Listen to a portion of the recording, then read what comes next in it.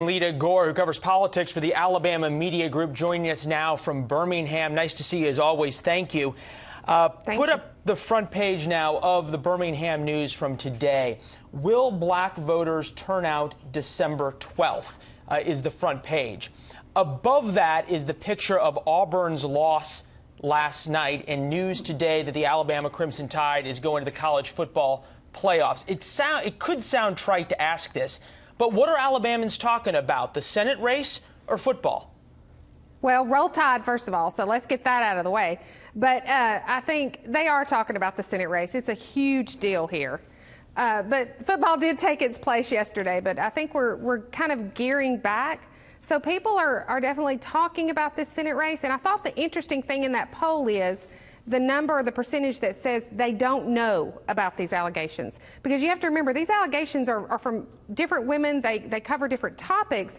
And so there's some people who say, well, I question this one, but I believe this one. So there's a lot of gray area when it comes to those allegations for a lot of people. There's a lot of gray area. Your newspaper doesn't seem to believe it is after the front page editorial last week or 2 weeks ago, I believe. So are Republicans, who clearly there's a lot of them who say they're going to vote for Roy Moore, do they not believe the allegations and they say it's fake news, or do they just not care even if they're true? Well, there is a definite segment that say fake news. We've heard that beat into the ground. But there is also, there is not a choice, or people do not see there is a choice. When the Republican Party in the state said we're going to back Moore, that removed the potential for a strong write-in candidate. There are a few people that have launched some write-in candidacies, but there's not a strong candidate. Yeah. So what's happened is, the choice is, are they going to vote for Moore, who is a flawed candidate? He was a flawed candidate before these allegations ever came out. Or are you going to have one of the most Republican states in the country send a Democrat to Congress? And that is the crux to this choice. You know, pollsters explained missing the 2016 election and missing the groundswell support for President Trump with what they call response bias, essentially people telling the pollster what they think the pollster wants to hear rather than what they really believe. As we look at the polls today, do you feel that's going on as well here? I think it is somewhat. I think I hear a lot from Doug Jones supporters. I hear a lot from Roy Moore supporters, the stronger side on both ends. What I don't hear about is the middle of the road people who may not know and who may make their mind up at the beginning. I know I personally have received more calls for this runoff race than I ever did for this election that I did in the runoff race. And I think they're trying to feel the mood of people. Well, speaking about calls, this is a call that is going out for an event that Brian Yennis talked about. Take a listen.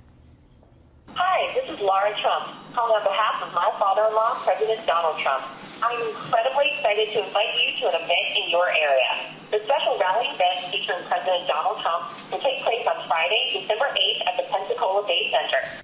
Pensacola Bay Center is not that far away from Mobile, Alabama. Hard to imagine that President Trump's just heading down to Pensacola because he wants to visit the Naval Air Station there.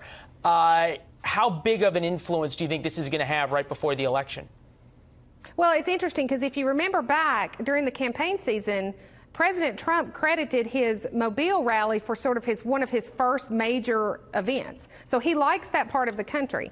I don't know how much of a role that's going to play because, interestingly enough, you know, Moore has separated himself from Trump, and Trump has tried to separate himself from Moore while still saying vote Republican but never mentioning Roy Moore's name. So it's an interesting dynamic. It's like they're dancing around each other to try to get a Republican in the Senate, but maybe not that particular Republican. We've heard so many Republicans try to sort of parse their words on this. Mitch McConnell, who had said that he thought that Roy Moore was unfit essentially to be in the Senate, now says we're going to let Alabamans decide. And certainly here in Washington, it's something that everyone likes to talk about. And the comedians on late night are having a field day with it. Roy Moore tweeted out this during the dust-up with Jimmy Kimmel. Despite D.C. and Hollywood elites' bigotry towards Southerners, Jimmy will save a seat on the front pew for you. Kimmel responding, okay, Roy, but I'm leaving my daughters at home. P.S. Wear that cute little leather vest. It did wonders for Kimmel on Twitter and his YouTube account. How does it play in Alabama, though? Well, the interesting part about all this is Moore is not he's not getting out and addressing big crowds.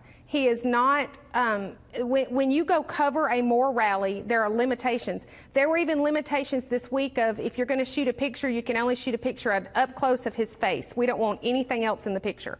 It's a very strange set of rules for a candidate.